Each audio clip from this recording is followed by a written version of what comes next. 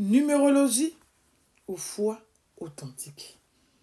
Numérologie ou foi authentique?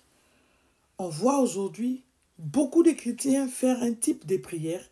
Quand c'est chaque début de mois, on voit des prières foisonner sur les réseaux sociaux. Je prie, oh Seigneur, c'est le premier jour de tel mois, je prie, non, non, non, non, non. Bon, des prières inutiles. Il y en a qui font des prières pour dévancer l'aurore. Que dit la Bible par rapport à toutes ces pratiques? Je viens te dire que si tu le fais, avant de commencer mon propos, c'est de la numérologie mystique. D'accord? Parce que vous priez, vous utilisez, vous observez les jours, les mois pour influencer votre destin. Donc, c'est de la numérologie mystique. D'aucuns le font sans savoir parce qu'ils ont vu des pasteurs le faire. Dans la Nouvelle Alliance, cette pratique-là, elle est à bannir. D'accord? Elle est à bannir.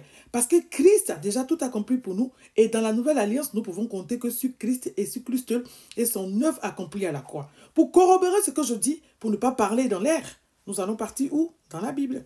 Donc je rattrape ma Bible, elle est là. Et on va partir dans le livre de Galates, Galates 4. D'accord? Et Galates 4 a passé à partir du verset... Il faut que j'enlève mes lunettes pour lire.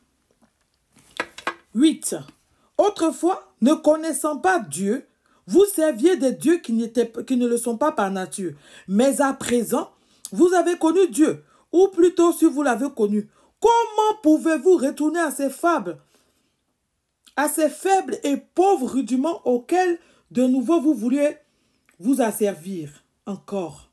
Vous observez les jours, vous observez les mois, vous observez les temps et les années. Je crains d'avoir travaillé inutilement. Soyez comme moi.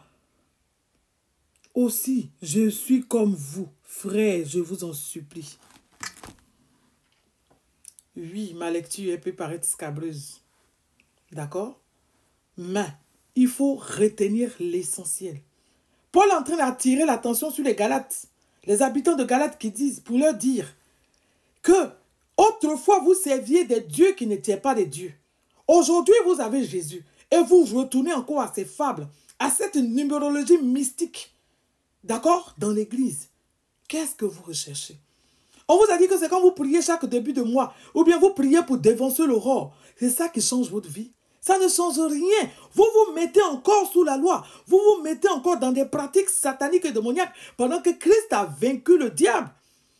Paul dit, je vous en supplie, je vous demande pardon. C'est quoi ces pratiques-là? Parce qu'on voit des pasteurs faire des choses, vous voyez tout comme modèle. Mais lisez votre Bible. Qu'est-ce que la Bible dit sur ces pratiques?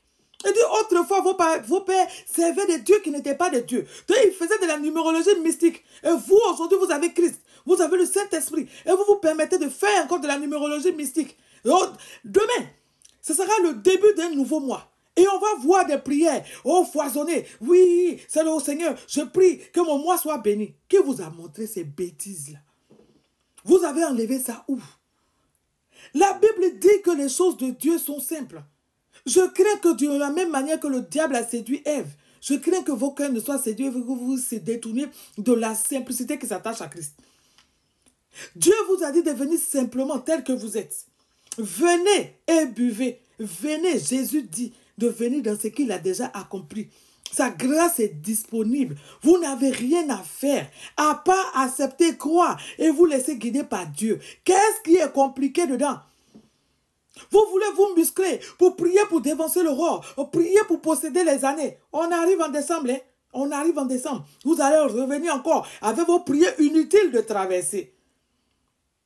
Si toutes ces choses-là étaient utiles. Quand on va lire Galates 5, on va rentrer Galates 5, verset 1. Il dit, c'est pour la liberté que Christ vous a affranchi. Demeurez ferme et ne vous laissez pas mettre de nouveau sous le joug de la servitude. Toutes ces pratiques-là vous mettent de nouveau sous le joug de la servitude. Tous les mois, vous devez vous rappeler que vous devez posséder votre mois. Donc, vous vous sauvez vous-même.